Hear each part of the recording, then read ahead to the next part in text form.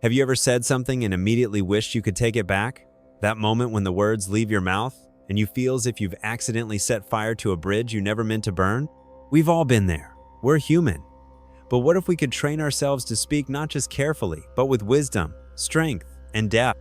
Imagine a life where every word you utter adds value, earns trust, and reflects your true character.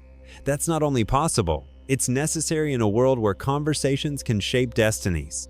Today, inspired by the ancient yet ever-relevant principles of Stoic philosophy, we'll explore 6 things an intelligent person, someone grounded in self-awareness and wisdom, simply does not say. These are not empty maxims. They're reminders, tools really, for living with clarity and intention in how we communicate not just with others, but also with ourselves. First, truly wise individuals avoid flaunting their knowledge. We've all met someone who can't help but make every conversation about themselves, rattling off books they've read, accomplishments they've racked up, and lessons they believe the rest of us desperately need to hear. Initially, this can seem impressive, even admirable, but before long, it becomes draining. Stoics like Marcus Aurelius remind us that true wisdom is quiet. Nature doesn't boast, and neither should we. If your insights are real, they'll emerge naturally through your actions, your calmness, and your listening. A thoughtful silence often speaks louder than a crowded sentence. Boasting rarely inspires. More often, it divides. Let me tell you about John, a gifted tech leader I once worked with. Sharp as a blade, experienced, confident, but his habit of constantly trying to be the smartest guy in the room eventually wore people out. A colleague's honest feedback was the turning point. Your intelligence is impressive, but your delivery is pushing people away. John learned, painfully but powerfully, that true brilliance doesn't need a spotlight.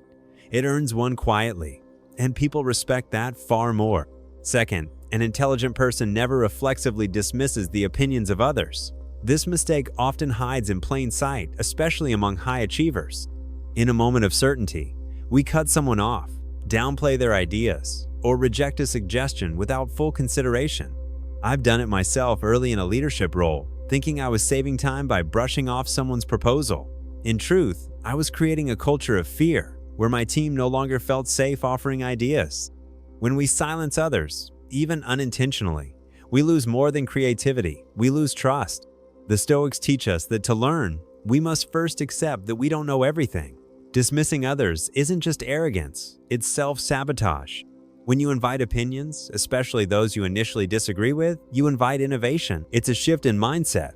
Instead of thinking, how can I counter this? Ask, what can I learn from this? Wisdom is humble. True intelligence seeks understanding, not dominance. Third, wise people don't complain without purpose.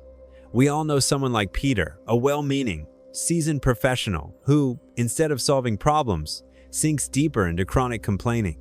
It starts small, a broken coffee machine, a late coworker. But over time, negativity becomes his default language. Colleagues, once sympathetic, start avoiding him, not because they don't care, but because they're emotionally exhausted.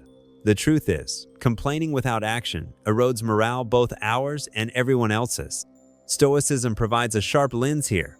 You have control over your mind, not external events. Complaining about what you cannot change gives your energy away. It makes you smaller, not stronger. But there's a difference between venting constructively and spiraling into helplessness.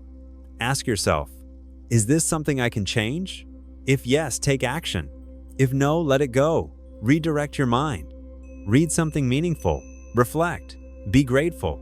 In doing so, you not only regain control, you model resilience. Fourth, intelligent people avoid making empty promises. Promises are not just words, they're contracts of trust. When broken, even unintentionally, they chip away at our credibility. Greg, another high performer I knew, struggled with this. He was constantly saying yes to his team, to his family, to community events, but over time, he couldn't follow through. A simple note from his daughter, "We just want you to mean it when you say it," hit him harder than any professional critique. That note wasn't just a message, it was a mirror. Stoic philosophy teaches us that our integrity isn't measured by our intentions, but by our consistency. Speak with purpose. Commit with care. Don't promise lightly just to avoid conflict or to seem agreeable. If you're unsure, say so. Underpromise. Overdeliver. And if you fall short, Own it, explain honestly, and do better next time.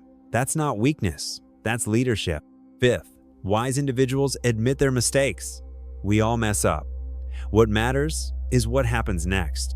Too often, we fall into the trap of defending our egos, pointing fingers, making excuses, rationalizing. I remember missing a critical detail in a work report that led to unnecessary fallout. My instinct? Deflect, blame. But the wiser part of me, shaped by Stoic reflection, knew better. I apologized, outlined a plan to fix it, and stayed accountable. To my surprise, the team didn't reject me, they respected me more. Marcus Aurelius captured it best. If someone proves me wrong, I will gladly change, for I seek the truth. Owning mistakes doesn't shrink your stature, it elevates your integrity. It creates a culture of honesty where others feel safe to do the same. So the next time you stumble, don't dodge it. Name it, correct it, grow from it. That's how lasting trust is built. Finally, don't overshare your future plans. This one might seem harmless, even motivational. We get excited. We tell people about our new fitness routine, the book we're writing, the business we're launching. But often, we overcommit in words and underdeliver in action. Jim, a kind-hearted, always say yes type of guy, often found himself in this loop. He'd promise to help move furniture, attend dinners, take on extra tasks, but life would get in the way, and he'd bail. People stopped relying on him, not because they didn't like him, but because his word became weightless. The Stoics would say, speak only when it serves truth. Instead of declaring every ambition, work quietly, consistently. Let your results introduce you. And before you say yes, pause, reflect. Can you truly commit to this, not just today, but when it's inconvenient? If not, a kind, I can't right now, is far more respectful than a sure that becomes a sorry. You don't have to do everything. You just have to do what you say you will and do it well. In summary, intelligent, grounded individuals, those guided by inner strength rather than external validation, choose their words with care. They don't brag because they know true value doesn't shout. They don't dismiss because every person carries a perspective worth hearing. They don't complain without cause because they understand the cost of negativity. They avoid empty promises, knowing trust is fragile. They admit mistakes because truth is more important than pride. And they share wisely, letting action take center stage over declarations. If you want to live a life of substance, a life that earns respect, not by shouting, but by showing, start with how you speak. Speak less, listen more, reflect before reacting, own what you say, follow through. Words are not just sounds, they are vessels for your values. Let them carry strength. And when in doubt, let silence do the talking. If this video gave you something to think about, go ahead and like it. It really helps spread the message. Share it with someone who's on their own path of growth. You never know who might need to hear this. And if you haven't already, subscribe and hit the bell so you don't miss future content like this. Drop a comment below, even just a I choose wisdom, to let me know you're part of this journey. Thanks for watching, and I'll see you in the next one.